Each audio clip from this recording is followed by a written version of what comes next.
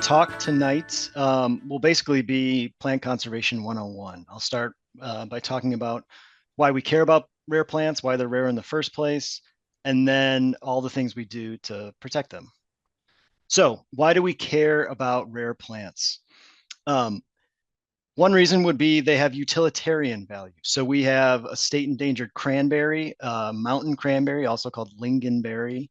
We have a couple rare blueberries in the state, so things people would gather for food. We also have rare willows in the state. Willows, for example, have medicinal value. They have a molecule called salicin, which is a precursor to salicylic acid, which is used for aspirin. Ginseng is also native to Wisconsin, and we have tracked it as rare in the past. We're not currently tracking it now. We're kind of keeping an eye on it, but um, which also has a lot of medicinal value.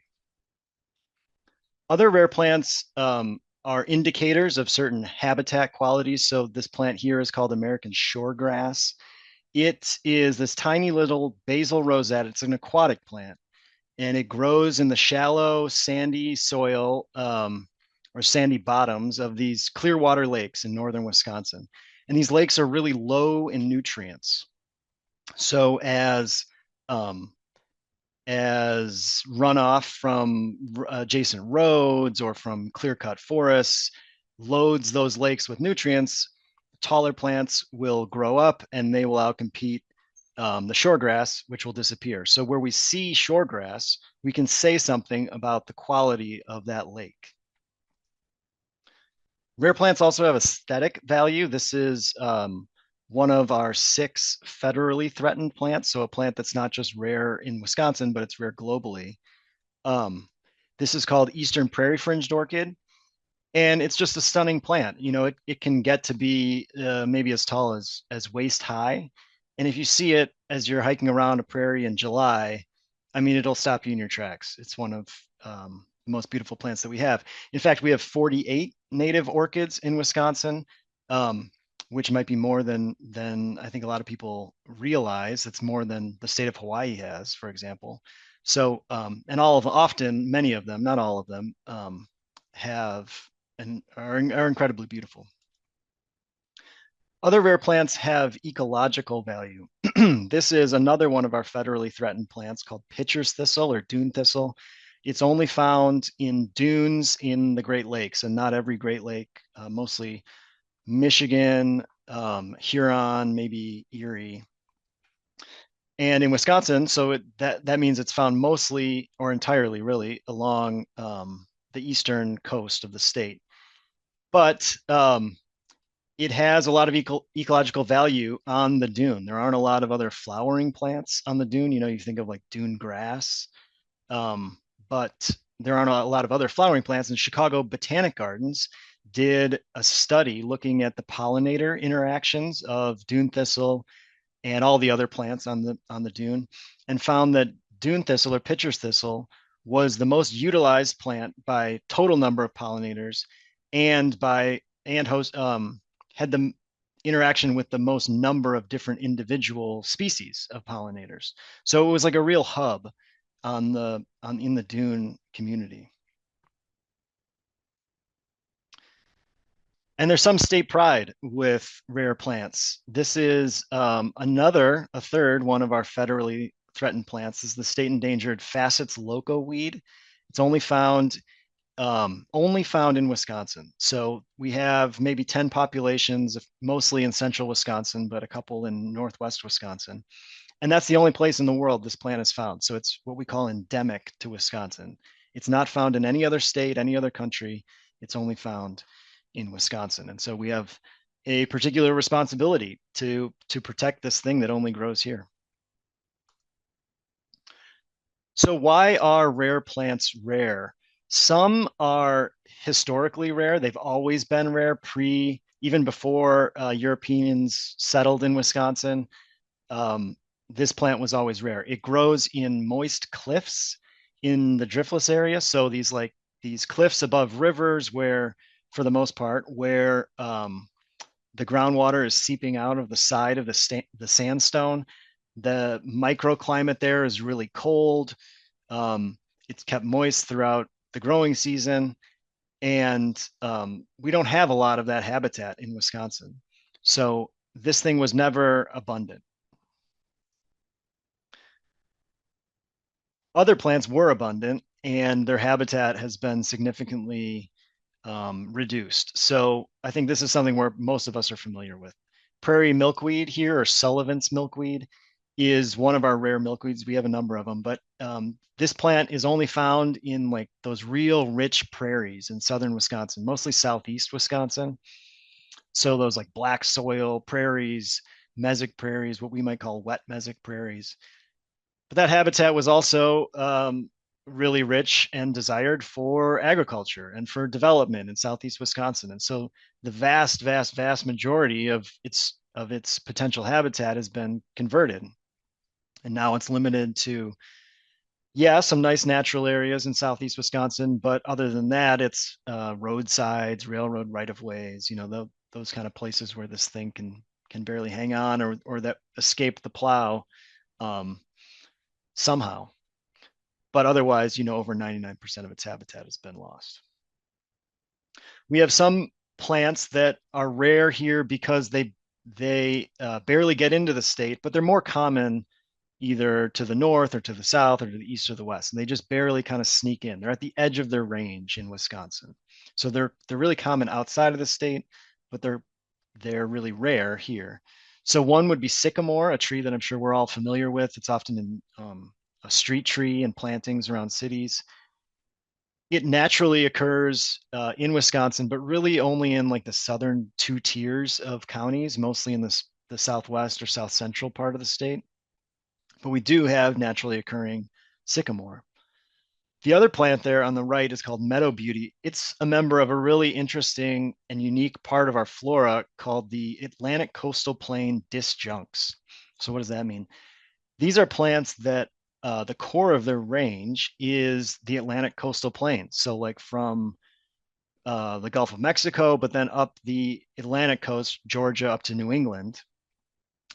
That's where most of their populations are found. But then there are these disjunct populations around the southern end of Lake Michigan. So in like Southwest Michigan, Northwest Indiana, Northeast Illinois, and then in central Wisconsin. Um, when the glaciers were covering a large part of the state, the flow of the Wisconsin River was blocked, and all that water backed up into central Wisconsin, into like the Black River State Forest area, and formed this huge lake called Glacial Lake, Wisconsin. And that habitat, the habitat in the bed of that now extinct glacial lake, is very similar to the Atlantic coastal plain. And so we have a number of these plants that have, sure enough, become established in central Wisconsin, even though the bulk of those, there are very few populations between here and the Atlantic coast. There's other plants that have declined much more recently. So, unlike prairie milkweed, which declined starting with the European settlement, things like goblin fern or fairy slipper have declined more recently. So the plant on the left, goblin fern, is this tiny little plant. In fact, you can see those leaves. The brown stuff in the picture are just leaves on the ground. These are probably the two biggest goblin fern individuals I've ever seen, and it looks like, I don't know, maybe they're like 2 or 3 inches tall. Oftentimes, the reason it's called goblin fern is because sometimes it doesn't even get above the leaf litter. So the idea is it's like kind of hiding below the leaf litter like a goblin. Um, this plant is, you can tell it's not very green, so it doesn't photosynthesize very well. And it relies on these relationships with fungi in the soil to provide it with a lot of food, well as non-native earthworms are spread throughout Wisconsin, especially northern Wisconsin where this plant grows. They remove all that thick leaf litter, which is supporting this rich fungal community in the soil, which in turn supports the goblin fern. So with the spread of earthworms, goblin fern populations have really crashed. In fact, in the last 20 years, estimates of almost 70% declines are being reported. And in fact, this species we just proposed listing as federally endangered or threatened because of its significant declines. Or we're thinking about it, I should say. The other plant, fairy slipper, is another rare orchid that we have that grows in northern Wisconsin.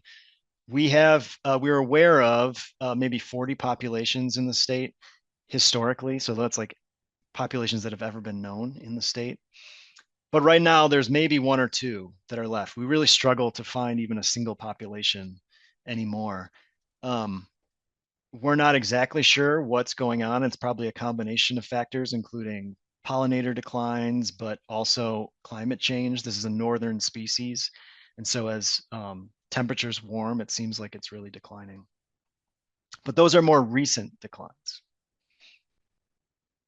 Okay, so now we know why we care about rare plants, why they're rare in the first place. So let's get into what we do about it. This is kind of how I think about plant conservation. There's sort of three main factors: monitoring, research, and management. And then there's these kind of sub elements or sub factors or even products that are important to the cycle, but are they're kind of outcomes of those major factors. So let's dig into each part of this cycle. We'll start with monitoring. So the idea here is you don't know what you need to protect until you know how things are doing. And in order to figure out if things are increasing or stable or decreasing, you have to monitor them. You have to count them. So here are all the populations of rare plants that we have in our database. So that's a big part of my job, is to keep track of all these rare plant populations that are reported throughout the state. And here's a map of all of them. Some things might jump out at you right away. You know, there's some hot spots. So the corners or the edges of the states are hot spots, like Door County is a hot spot. The Bayfield Peninsula and the Apostle Islands is a hot spot. In general, there are more rare plants in southern Wisconsin than northern Wisconsin, slightly more. That's probably for a few reasons. One, there's more people in southern Wisconsin to find rare plants. There's also more people to destroy habitat. There's more houses, there's more farms, and so there's more habitat loss. The plants communities, the habitats in southern Wisconsin are also more management dependent. So the prairies and sedge meadows and savannas and oak woodlands all need fire. And so they can't be passively managed. They have to be actively managed. And so you need buy-in from property managers or landowners to do that. Whereas in northern Wisconsin, of course, there's exceptions, but they're the peatlands up there, the bogs and the fens and the swamps and the sugar maple and hemlock forests. Those can be managed more passively. And there's also more protected land up there, the national forests and a lot of county land and state forests and stuff. In total, we have 295 species listed as endangered, threatened, or special concern. And there's over 6,000 populations of those plants. So there's roughly 6,000 or over 6,000 red shapes on that map. If you added up all the populations of all the plants we track as rare. So that's way more populations of rare plants than the DNR can manage. There's really only 2 DNR botanists that are in charge of rare plants. And so that's more than we could ever continue to monitor with any in any short time frame. There's, of course, we're getting reports from, there's other staff that might report rare plants and other partners and things, but there are way more rare plant populations than just the few of us can keep track of. So in about 15 years ago, we established a citizen science program called the Rare Plant Monitoring Program to sort of address this need. There's more plant populations than we can keep track of, but we know how important monitoring is to the plant conservation cycle. It's sort of the foundational element to figure out how these things are doing. Is there a problem? but we needed help. We needed to build capacity. So we tried to enlist volunteers to do so. In part, we wanted to build capacity. We wanted to build a coalition of people that that are interested in rare plant conservation. So anyone who's interested in rare plant conservation can pitch in. This is a way we can all help. You know, it doesn't require a ton of background to count plants, to go hike and find some rare plants, and just take some basic data. We also wanted to leverage the existing efforts. There is already a lot of people out there who are botanizing on the weekends or in their free time, going out to prairies, going out to forests, going out to wetlands, and just kind of poking around.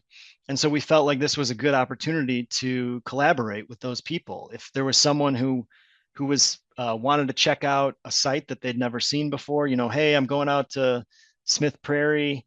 I've always wanted to go there. You know, I've heard it's a really cool spot.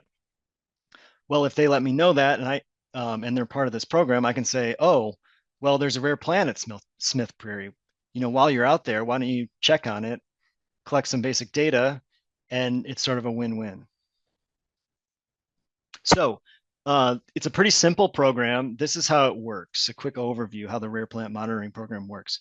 So there's a tool online. I'll show you in a second how monitors can use, volunteers can use to identify a population and a part of the state that they're interested in searching for rare plants in.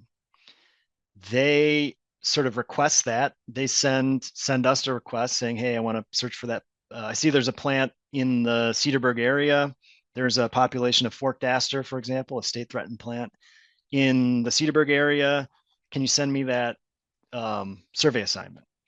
So we look in our files, we give you everything we've got. We give you maps, past data on population size, the date the plant was last seen, maybe some GPS coordinates if we have them, habitat description, all of that. You go out and do the survey, collect some data, and send it back. Here is the tool we call it the Rare Plant Finder. And this is on the Rare Plant Monitoring Program website right now. It's available to the public, so you can poke around in it.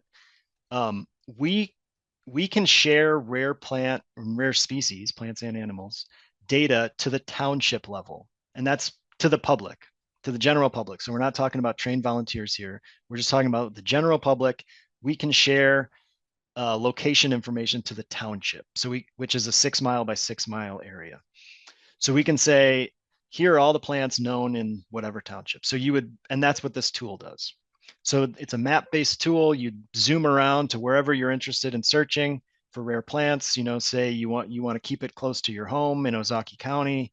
You can zoom into Ozaukee County and kind of scan around and click and see what rare plants are known in and around Ozaukee County. But maybe, you know, you have a cabin in Door County and you're going up there and you know that's a biodiversity hotspot, and you say, oh, you know, I'm going up to Door County. Let me see what rare plants are known there. I bet I could do a survey. And so you can zoom around Door County. This is a zoomed in portion of Door County. And you can click on the different points and see, oh, here's a long spurred violet, which is a rare violet that occurs in forests in Door County. Oh, looks like it's known from around my cabin up there. You can see some different information about it. You know, it says best time to ID is late May through late June. Oh, that's perfect. You know, I usually go up in the late spring. It's not too hard to identify. Kevin signed me up for that survey, and then I would send you any kind of maps and GPS coordinates and all that kind of stuff to help you with your survey. And here's a quick overview of the results of that program, of the Rare Plant Monitoring Program. Since 2013, we've had over 2,500 rare plant reports. It's the single largest source of rare plant data in the state. So it's had a huge impact on our understanding of the status of these species, and informed future conservation actions. So the focus of the program is to send volunteers out to revisit known populations. So these are populations we already know where they occur. We have some data on them. We just need an update. And so that's most of the reports we get. Some of the reports are what I would call negative data, where people go out and search for something but don't find it. That's certainly discouraging, dispiriting, frustrating. I've certainly been there, tried to look for things and haven't found it. But that data is incredibly important. The reality is these things are rare. They're rare for a reason. Oftentimes they are declining. Um, they have some of these populations haven't been seen in a while. The habitat is really degraded. Without management, these populations have languished. And so that's an important part of the story is knowing which populations, which species are declining. And so even though it's frustrating and there's a sort of a sense of failure when you have a negative survey, when you don't find what you're looking for, that's a critical part of the story with plant conservation.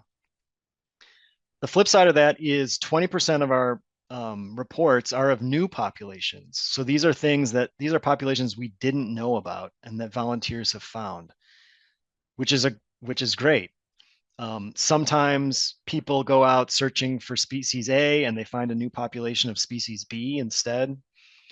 Other times, because they're part of this program, they just know where to submit data. So maybe they weren't on a formal rare plant monitoring program survey, but they were out hiking around on their own time and they found a rare plant. And now, because they're part of the program, they know where to submit that data. So again, that's sort of like bringing people into the fold who are already doing this work. So it's a great collaboration that way. A couple specific success stories. Nathan Robertson, I see you on the call here. You'll be familiar with this one. This is one of our rare orchids called Calopogon oklahomensis, or Oklahoma grass pink. We have two grass pinks native to the state. One is pretty common, especially in northern Wisconsin, and one is very rare. Which is this plant. This is probably the rarest orchid in the Midwest. It has been extirpated from Minnesota, from Iowa, from Indiana. There's only 3 or 4 populations in Illinois, and there's one or technically 2 in Wisconsin.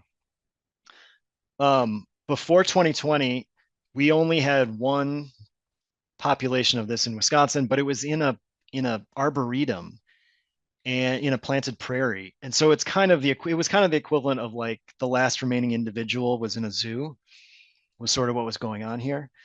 But then in 2020, some volunteers in Southeast Wisconsin found a population of this plant in a natural area, in a prairie in Southeast Wisconsin.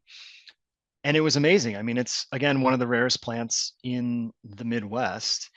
And they found a new population, but that's because these volunteers were monitoring all kinds of plants on the property. They're very familiar with all the species that occur, have great botanical skills, and kind of noticed, well, this thing doesn't really look like the more common grass pink, which also occurs at that property.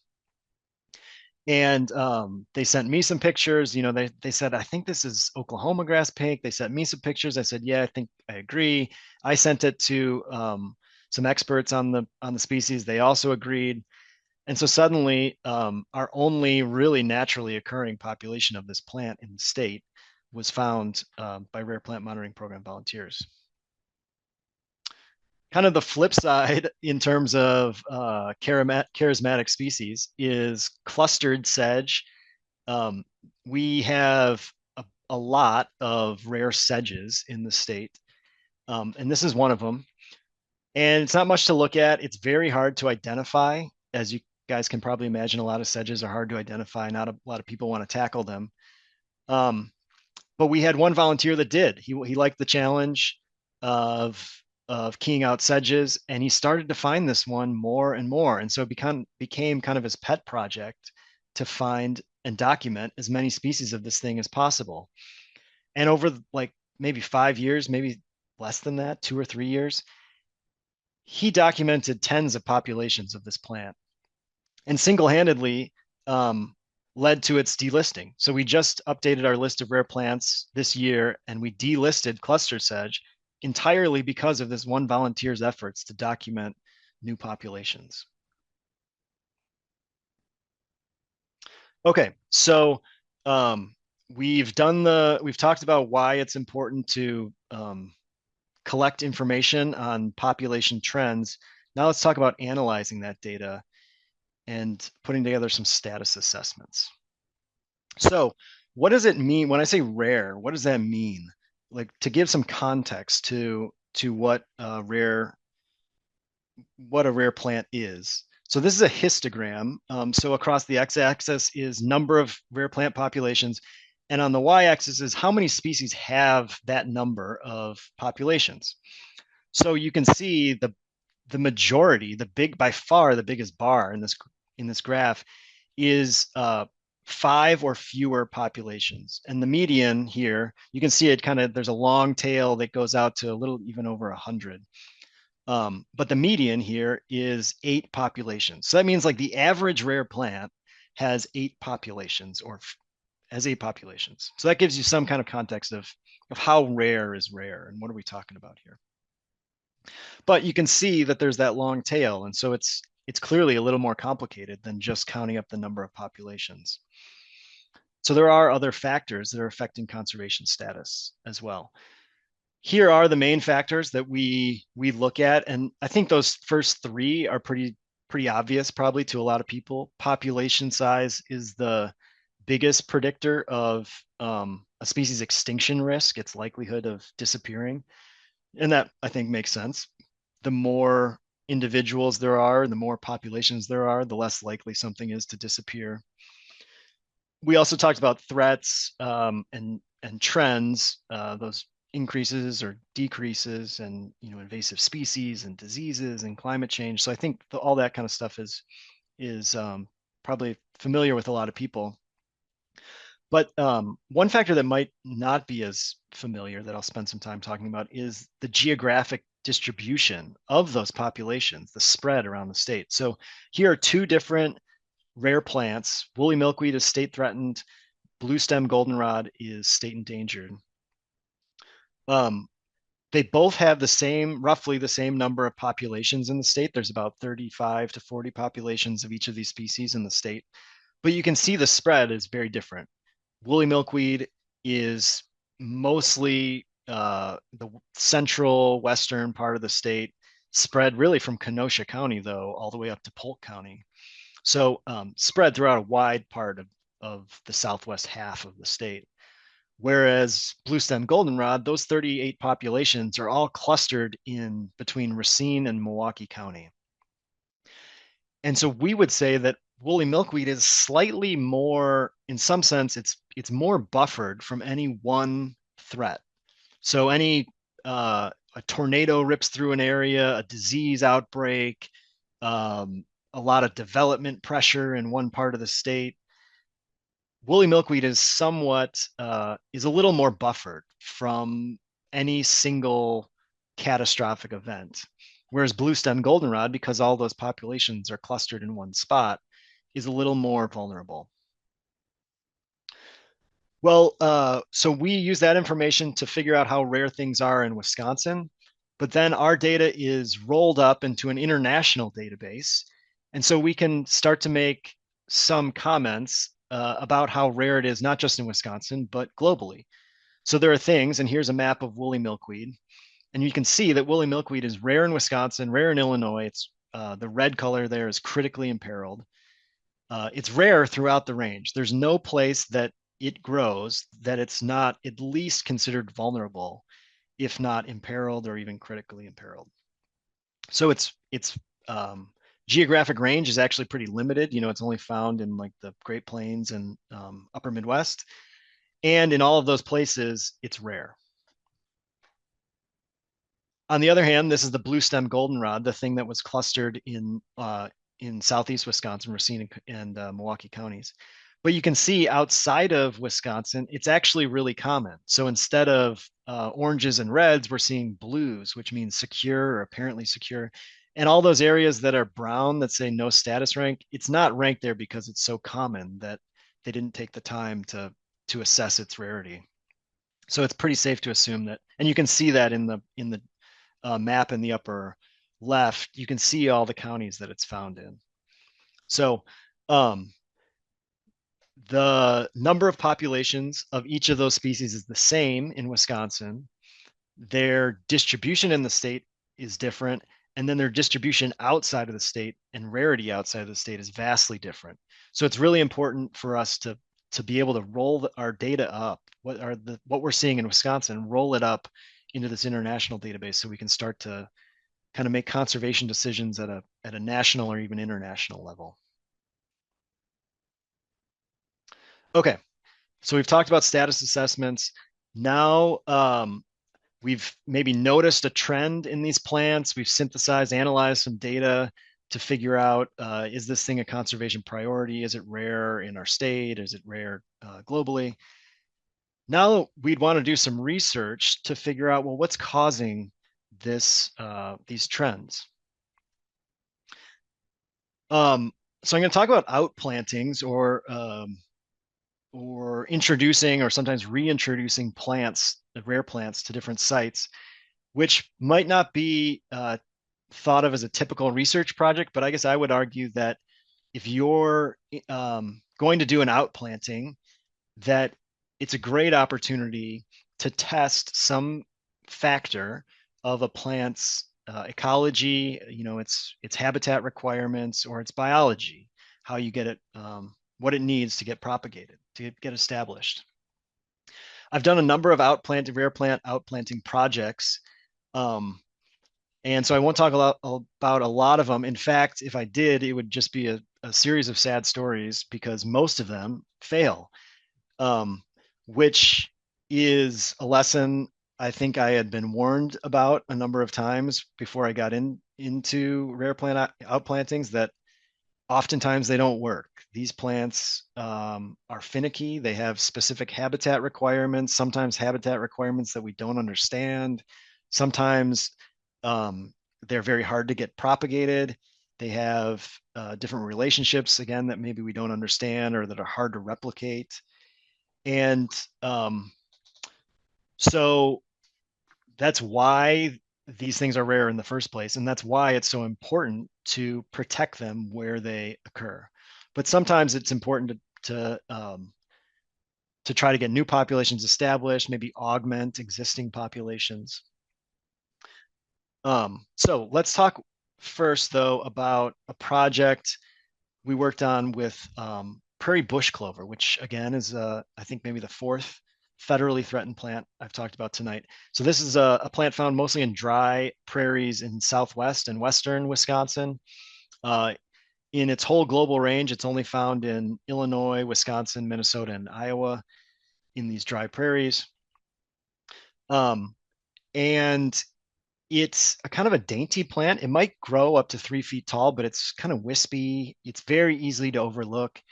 And what we found is adult plants live for a long time, but juveniles or immature plants or seedlings are much more uncommon. So seedlings, the plant produces seed, but the seedlings don't really grow. The seeds germinate, presumably, at least we know it's viable seed, but the seedlings don't grow to adulthood. And we think it's because the surrounding vegetation gets too dense and it outcompetes the prairie bush clover. So some work out of Illinois showed that this plant might be compatible with grazing, actually, because grazers could keep down some of those grasses from really dominating the prairie and could kind of reduce the competition for the prairie bush clover to become established. Um, and so we put out a bunch of plants in, I think, let's see, 8 different areas, 5 plants in each of eight different areas. Some areas that were grazed, some areas that weren't. After the first year or two, there was some good signs that the plants in the grazed areas were surviving better than the plants in the ungrazed area. Plants were flowering, so we were happy to see that. But then over the next few years, a couple more plants died, a couple more, and by 5 or 6 years later, all the plants that we introduced had died. What I've learned since is that when you do these outplantings, the number of plants you start with is a really critical factor in the success of your project.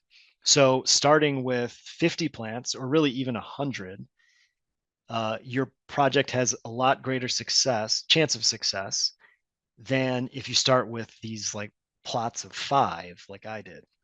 So lesson learned is to start with more plants.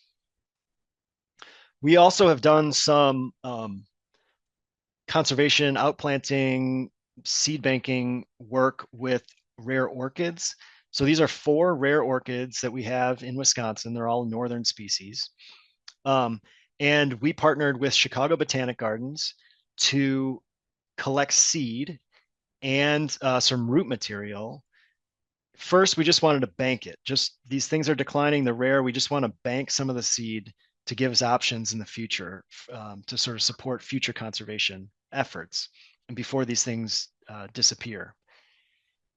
But it's possible that we would use them for outplantings in the future. So a quick background on orchids for those who don't know. On the left is a orchid fruit, a capsule that's been popped open, and that stuff in there that looks like sawdust is actually seed. Orchids have tiny, tiny dust-like seeds, and unlike the beans on the right, which have been given the nutrients and minerals for seeds to germinate and grow up to the point where they can put on leaves and then start feeding themselves through photosynthesis. Orchid seeds don't have any of that. They weren't given any what's called endosperm, which is like the food for the young plant to survive on before it can grow leaves and make food for itself. Orchids don't have that. So they need to parasitize a fungus in the soil to, to get food, so it can grow enough to put on green leaves and then make food for itself. So, in other words, that fungal associate in the soil is a critical part of the propagation story for orchids in a way that it's not for really any other plants. So, here's some of the photos from the project. On the left, we have 2 people from Chicago Botanic that were collecting roots from each one of these orchid species, because in order to get the roots, in order to get the fungus, you need to collect the roots because that's where the fungus is growing. So they would just collect 1 root from each of the orchids, and just collecting 1 root doesn't hurt the plants. And they would bring that back to the lab and isolate the fungus, identify the fungus from the root. On the right, in the coffee filter, you can see an orchid capsule. So we also collected the seed. And so both of those elements, the seed being banked for long-term conservation efforts and the roots, which have the fungus to support future propagation efforts, are critical factors for this. Interestingly, orchids, like I said, they partner with these fungi in the soil to feed them before they can put on leaves. But it's possible that the fungus that they use to germinate and grow as early plants, as young plants, is not the same fungus that they use as adult plants. So like their partners can shift throughout their life. And so what you're seeing in the middle there is a tiny orchid seedling that we were really happy to find, because that almost certainly the fungus that's on the roots of that seedling is the same fungus that the seed would use to germinate. So like in this case, we're pretty confident that we found the fungus that that will be important for propagation. And I think that's what's called a white adder's mouth orchid. Okay, so we've done some research. Now coming out of the research is, we're getting some understanding of, well, now we kind of know, we've seen the trends through the monitoring data. The research is kind of telling us what's going wrong with these species. And now we can start to come out with some guidance. So typically here is where I talk about different management guidance tools that our program has developed, some things about assisted migration and climate change and stuff. But what I think would be more valuable for this group would be talking about planting rare plants. So I know I just talked about outplantings. This, though, what I'm talking about here is like buying stuff from nurseries and planting, which I think is kind of more down the street of the Ozaki Master Gardeners. So right now, well, as of 2018, we did sort of a quick overview of, or a quick assessment of plants listed as endangered or threatened that were available from nurseries. So we were wondering, like, how much of this stuff, how many of these things that we consider rare or at least endangered or threatened are available for people to purchase and plant in their backyard or in their CRP planting or, wherever. And we found, how many was this? It was like 22, I think, 23 plants listed as endangered or threatened. And you can see them here. Maybe you might recognize some of these things. Um, some maybe less familiar, but a lot of them are prairie plants. Maybe all of them are prairie plants. There's some woodland things. Um, and I'm sure there's more, but this was the ones we could find in a real quick search. So these are the plants you could find. Does that mean you should buy them? Or if you do, are there things you should be thinking about? So here's a quick rundown of the pros and cons, because I think some people might think like, oh, well, they're rare. We should plant them in more places. And what? That's pretty straightforward. These things are rare. Let's plant more of them. And they'll be less rare. Well, it's a little more complicated than that. So let's run down the factors real quick. So on the one hand, you might think that planting more populations of these rare plants would increase awareness. It would build, there's more of them on the landscape. You've got a rare state endangered phlox in your yard. Someone comes over and says, "Oh, wow, that's a beautiful phlox. What is that?" And you say, "Oh, actually, it's smooth phlox. It's state endangered in Wisconsin." And they say, "Oh, wow, I never knew we had rare phloxes in the state. That's really cool." And now they know something about it, and maybe they would get into conservation.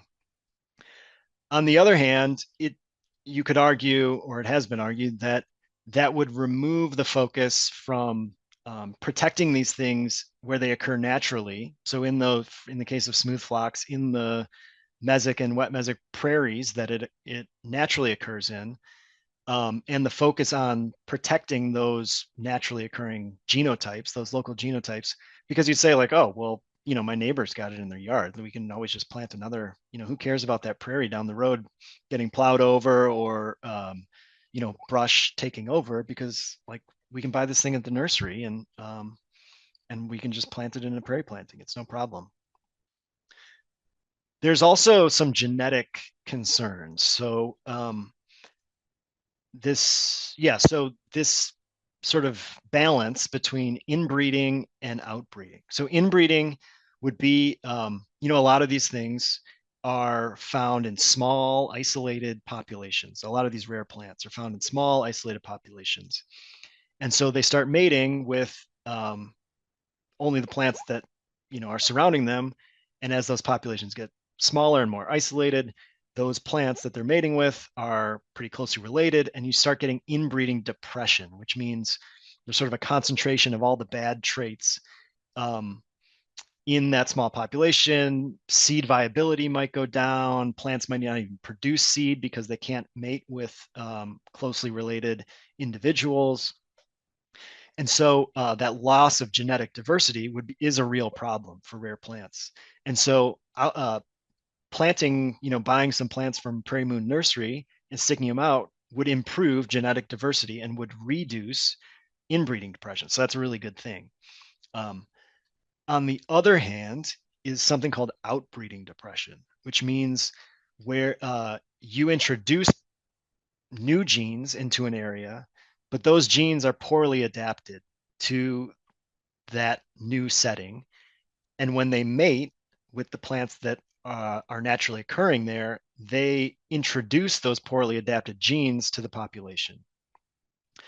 That's called outbreeding depression, where you're increasing genetic diversity, but you're actually introducing a lot of bad traits.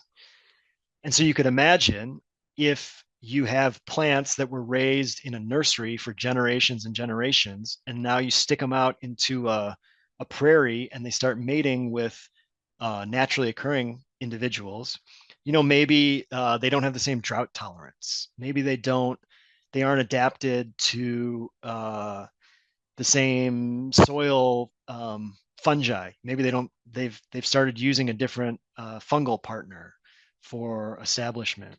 These different things that they've been adapted to in the nursery environment would make them poorly adapted for the wild. And now you're introducing those genes. So finding this balance can be important. And then the final factor, introducing buying plants from a nursery and planting them in places would increase the number of individuals in the state. And so it would buffer the population, the statewide population of that species from extinction, because you're just adding individuals to the pool. It also, though, complicates our ability, my ability, the DNR's ability, or people who are interested in rare plant conservation, our ability to track the naturally occurring populations. Because if you have these planted things all over the place, what we're mostly concerned about is those local genotypes, those naturally occurring populations. And so if things have been introduced from the nursery all over the place, it's harder for us to differentiate, or it could be harder for us to differentiate. And so then there's conservation resources that are being spent kind of in the wrong places. So this is all to say, this is not to say that you should never plant or buy endangered or threatened plants, or it's a terrible idea, or it's really problematic. Not at all, because there are all these pros. It's just to say the issue is a little more complicated than I think some people initially recognize. The main way it becomes complicated is when you're planting those nursery grown plants next to naturally occurring habitats. So if you're just planting them in your front yard, it's almost certainly no problem. There's no risk of those plants interacting with naturally occurring populations and mixing genes and all that kind of stuff. These rare plants are almost never going to be invasive, so there's not really any risk of invasibility and all that kind of stuff. So if we're just talking about planting things in your home garden, that is almost always going to be perfectly fine. When it starts getting tricky is when you start planting in areas where they could interact with naturally occurring populations. So here's a picture on the left of Chewockie Prairie. So this is what we call a remnant prairie, or an unplowed prairie, virgin prairie on the left. You can see Lake Michigan. So this is far southeast Wisconsin. And then this open area on the right is planted prairie. So this is an area that was plowed. You can kind of see the lines. It was plowed and now it's being planted to prairie. And so these two places, because they're so close, you'd want to be more thoughtful. And the people who planted this were very thoughtful about what goes in to this area on the right, because there's a high likelihood that it will interact with what's on the left. Okay. Okay, back to the cycle. So we've collected the data to figure out trends, whether the plants are increasing or decreasing or stable. We've done some research to figure out what was causing those trends. And now let's look at the management to figure out what we can do about it. So it's kind of putting the research into action. I think when we talk about management, most of the time what comes to mind is removing invasive species, maybe burning a prairie, maybe removing some brush, those kind of things, like improving habitat quality. And those are all super important, probably the most important things we can do for conservation. But in terms of my conservation actions, things that our program, that I do, the botany program does in DNR, there are some other options. So I'm not the one who's doing a lot of the invasives work, but there are other things that I can do, especially these like species specific projects, because there's sometimes where we improve the habitat and these populations still decline. So we don't really know. So it's not just an issue of removing the invasive, like kind of doing the lowest hanging fruit, or the most obvious thing is removing the invasives, opening up the prairie, that kind of thing. There are other things that could be happening. And one of them is with this eastern prairie fringed orchid. So this is that plant I talked about earlier that has that aesthetic beauty. we were finding that small populations of this plant were not producing viable seed. And the research out of Northwestern was showing that it's because these plants were inbred. So this plant only occurs in these really nice prairies, these mesic and wet mesic prairies, these like really rich soil prairies, and which are small, they're isolated, and those smaller populations were not producing viable fruit, even though the habitats were pretty high quality. So we've realized that we have to hand pollinate them in order to produce viable seed. So a quick overview on the sort of anatomy of this orchid. So orchids they keep their pollen in sacs, so it's not like free floating grains. All the grains are held in these sacs, these things that look like corn dogs, sort of. These two brown things are called pollinia, and those are sacs of pollen. And if you can see, there's like a shiny little kind of middle area here. It kind of looks like a nose between the two vertical eyes. That's the stigma. So that's the female part of the plant, and that's where the pollen or the pollinia have to be deposited on in order for the plant to produce fruit. This opening here is the opening of a long nectar tube, and the pollinator is this sphinx moth, or this night flying hawk moth, that has this, as you can see, a long proboscis. And so at night, the plant emits this sort of intoxicating aroma, and it attracts these hawk moths. The moth sticks its proboscis down this long nectar tube and its face right in the rest of the flower. And so there are these sticky pads at the base of the corn dogs of the pollinia, and those sticky pads stick to the face of the hawk moth, and as it flies away, it pulls out those pollinia, and then as it flies to the next plant, sticks its proboscis down the nectar tube and its face in the flower, and deposits the pollinia on the stigma of an adjacent flower. So here's another picture of the moth, and you can see these yellow things. Here are the pollinia that are stuck to the moth's face. So that's what's not happening. In an ideal world, that is what would happen. And that's how these plants get pollinated. And some populations are big enough and they're in large enough sites that natural pollination is occurring. But other smaller, more isolated populations, this is what's not happening. So we have to pollinate them ourselves. And so you can see we can do that with a toothpick.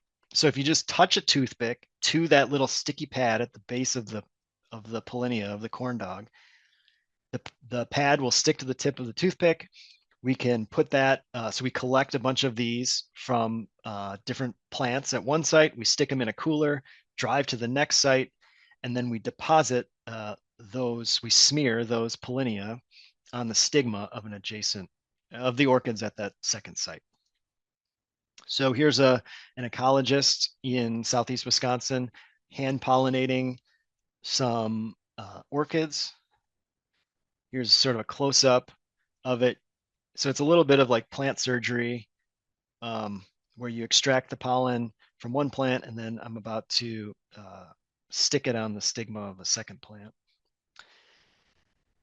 We mark the flowers that we hand pollinated, so we can come back later and assess, well, did the hand pollination work?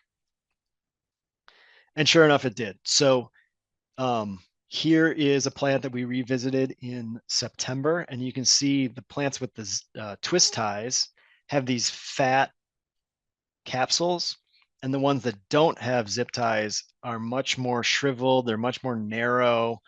There's not really any seed in those fruits. The only fruits that are developing any seed are the ones that we hand pollinated. So in other words, what we're finding here at this site, or at least with this plant, is if we didn't hand pollinate, these plants weren't producing any fruit at all, any viable seed. And this is being shown, this has been done in Illinois a lot longer than Wisconsin. They started doing this in Illinois in the late 90s. And so they've had enough time to test the genetic diversity at these sites. And they found the sites that they hand pollinate. And then also you can move these capsules in between sites. So they were moving fruits and they were hand pollinating to kind of speed up the genetic diversity process and genetic augmentation. And they found, sure enough, that the genetic diversity has improved at sites where they have been doing this. Okay, so let's see. I think we are approaching sort of the end of the story here. We've collected the monitoring data to figure out what plants, how they're doing. We do the research to figure out, all right, now we know there's a problem, what's causing the problem, and then we talked about management to figure out, all right, here's what we can do about addressing the problem. Well, how else can you guys get involved? The rare plant monitoring program is open to anyone. You have to take a training, but that can be done remotely. We have a series of videos on our website if you just Google the Wisconsin Rare Plant Monitoring Program. Or we have some in-person trainings in the spring. They haven't been announced yet, but they should be announced soon, I think. Um, but yeah, you can just watch these series of videos on your free time, take a short quiz, and then you can start signing up for surveys and get involved that way. Even if you're not a rare plant monitoring program volunteer, anyone can submit rare plant data. So if you find a rare plant while you're out and about hiking around the Cedarbrook Bog or Northern Kettle Moraine State Forest or wherever, and you find a rare plant, you can submit that to us and we'll get it entered in our database. There's other ways for people to improve your botanical skills of our native flora. The Botanical Club of Wisconsin is our native plant society, and so that's a group. We have different events throughout the year.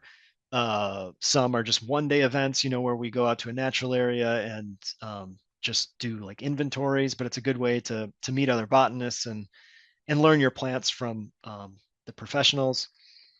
Get sort of tips and tricks that you can't find in books. There's other tools, at least on the DNR website, if you want to learn more about rare species in your area. You could check out that rare plant finder on the Rare Plant Monitoring Program website to see those plants that are found in your township. But we have profile pages for all 295 rare plants, and you can see pictures, you can see what kind of habitats they grow in, a description, how to identify the plant, all that kind of stuff. And with that, I will take any questions. First question says, is a population counted as clusters in one area or clusters in different areas a certain amount of miles away? Yeah, that's a good question. Typically, we count a population as being something that's separated by 1 to 2 kilometers from another group of plants. So that's typically, and that can be adjusted based on how much suitable habitat is in between those two in between those two plants or two groups of plants. But I think that's the general rule of thumb, is that plants less than 1 kilometer apart are probably interacting with each other and could be considered one population. Next question, how many plants or how big of an area make up a population? So let's see, how many plants? It could just be one. You could have one plant, that's a population. You could have, yeah, some of our biggest populations are probably over 1 million plants. Yeah, but it just takes one to be a quote unquote population. Let's see, when you find populations, how do you protect them? Do you put signage out telling people this is rare and stay away? People like me could walk over it.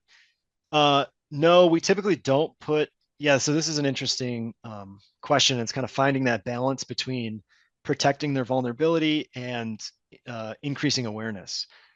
So we don't put signage or anything out to tell people that they're rare because we don't want to bring attention to it. We don't want to increase the likelihood of poaching, for example, of some of these things. Oftentimes they're not really found sometimes plants are found right off the beaten path. Sometimes plants are even found in the path, but rare plants. But oftentimes they're not found